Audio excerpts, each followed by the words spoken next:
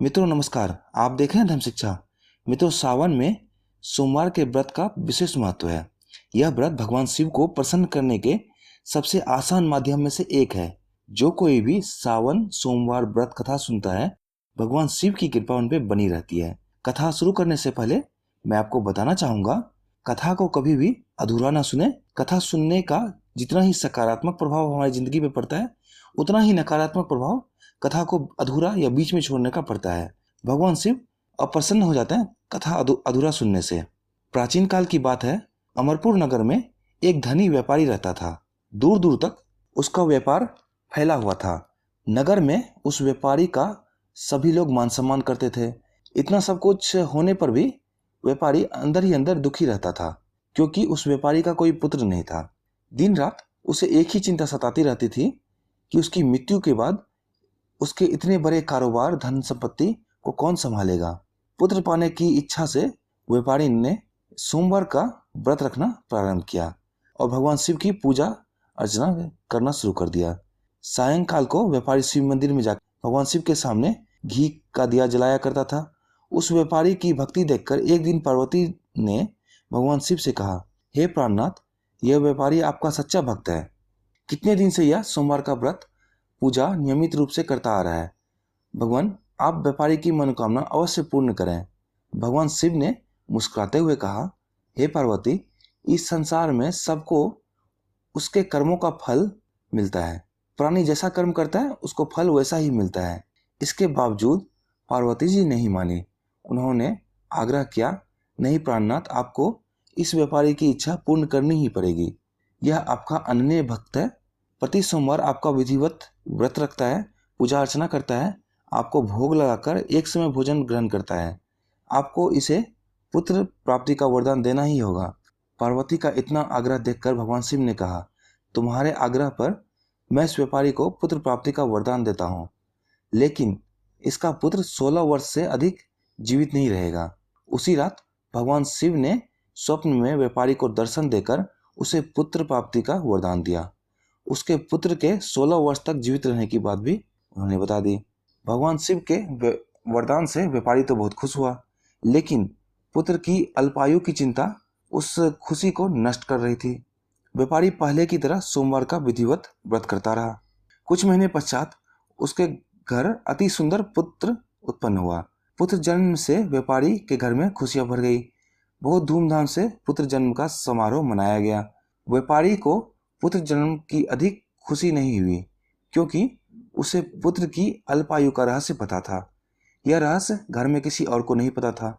विद्वान ब्राह्मणों ने उस पुत्र का नाम अमर रखा।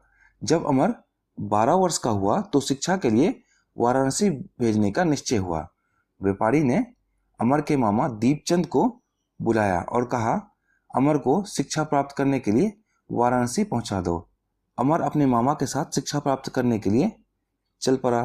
रास्ते में जहां भी अमर और दीपचंद रात्रि में विश्राम करने ठहरते, वहीं यज्ञ करते और ब्राह्मणों को भोजन कराते थे। लंबी यात्रा के बाद अमर और दीपचंद एक नगर पहुंचे।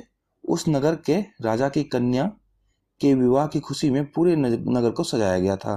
निश्चित समय पर बारात आ गई, लेकिन वर का पिता अपने बेटे के एक आंख से काने होने की बात से बहुत चिंतित था। उसे इस बात का भय सता रहा था कि राजा को इस बात का कहीं पता ना चल जाए और पता चलने के बाद वो विवाह से इनकार ना कर दें। इससे उनकी बदनामी हो जाएगी। वर के पिता ने अमर को देखा। उनके मस्तिष्क में एक विचार आया। उन्होंने सोचा, क्यों ना इस लड़के को दूल्हा बनाकर राजकुमारी से विवाह करवा दूं। विवाह के बाद इसको धन देकर विदा करा दूंगा और राजकुमारी को अपने नगर ले आऊंगा। वर के पिता ने इस संबंध में अमर और दीपचंद से बात की। दीपचंद ने धन मिलने के लालच में वर के पिता की बात स्वीकार कर ली। अमर को दूल्हे का वस्त्र पहनाकर राजकुमारी चंद्रिका से विवाह करा दिया। राजा ने बहुत सारा धन देकर राजकुमारी को विदा किया। अमर जब लौट रहा था तो सच नहीं छिपा सका। उसने राजकुमारी की ओढ़नी पर लिख दिया, राजकुमारी चंद्रिका, तुम्हारा विवाह तो मेरे साथ हुआ था। मैं तो वाराणसी में शिक्षा प्राप्त करने जा रहा हूँ। अब तुम्हें जिस नवयुवक की पत्नी बनना पड़ेगा वह कान्हा है। जब राजकुमारी ने अपनी ओढ़नी पर लिखा हुआ पढ़ा तो उसने काने लड़के के साथ जाने से इनकार कर दिया। राजा ने सब बातें जानकर राजकुमारी को महल में रख लिया। उधर अमर अपने मामा दीपचंद के साथ वाराणसी पहुंच गया। अमर ने गुरुकुल में पढ़ना शुरू कर दिया। जब अमर 16 साल की वर्ष पूरी कर लिया तो उसने एक यज्ञ किया। यज्ञ की समाप्ति पर ब्राह्मणों को भोजन कराया, खूब अन्न वस्त्र दान दिए। रात को अमर अपने शयन कक्ष में सो रहा था। शिव के वरदान के अनुसार शयनावस्था में अमर के प्राण पखेरु उड़ गए। सूर्योदय पर मामा अमर को मृत देखकर फूट फूट कर रोने लगे। आसपास के लोगों को भी एकत्र किया, सभी दुखी हुए। मामा के रोने विलाप करने के स्वर समीप से गुजरने वाले भगवान शिव और माता पार्वती ने भी सुने। पार्वती जी ने भगवान से कहा, हे प्राणनाथ, मुझसे इसके रोने का स्वर सहन नहीं हो रहा, आप इस व्यक्ति का कृपया करके कष्ट दूर करें। भगवान शिव ने पार्वती के साथ अदृश्य रूप में समीप जाकर देखा कि अमर वहां पे सोया हुआ था। पार्वती जी से भगवान शिव ने कहा, हे पार्वती, यह तो उसी व्यापारी का पुत्र है जो 16 वर्ष की आयु का वरदान दिया था, जिसे उसकी आयु तो पूरी हो गई है। पार्वती ने भगवान शिव से निवेदन किया, हे प्राणनाथ, आप इस लड़के को जीवित करें, नहीं तो इसके माता पिता पुत्र की मृत्यु के कारण रोकर प्राण त्याग देंगे। इस लड़के का पिता तो आपका परम भक्त है, वर्षों से सोमवार का व्रत करते हुए भोग लगा रहा है। पार्वती के आग्रह करने पर भगवान शिव ने उस लड़के को जीवित होने का वरदान दिया।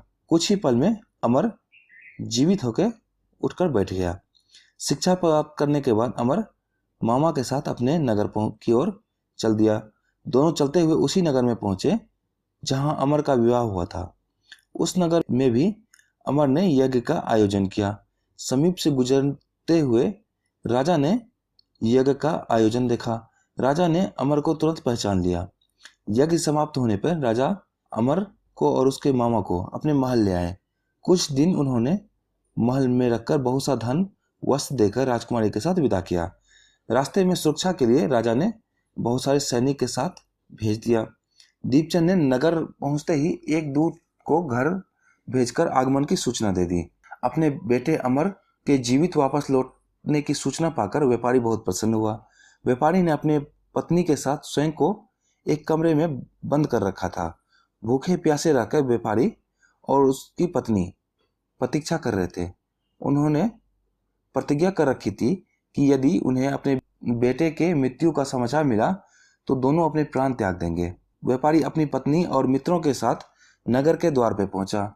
अपने बेटे के विवाह की सूचना पाकर पुत्र वधू राजकुमारी चंद्रिका को देखकर उसके खुशी का ठिकाना नहीं रहा। उसी रात भगवान शिव ने व्यापारी के सपने में आके कहा, हे श्रेष्ठी, मैंने तेरे सोमवार के व्रत कथा सुनने से प्रसन्न होकर तुम्हारे पुत्र को लंबी आयु की वरदान देता हूँ। व्यापारी बहुत प्रसन्न हुआ। सोमवार का व्रत करने से व्यापारी के घर में खुशियां लौट आई। शास्त्रों में लिखा है, जो स्त्री पुरुष सोमवार का विधिवत व्रत करके व्रत कथा सुनता है उसकी सभी इच्छाएं पूर्ण होती है। ओम नमः शिवाय।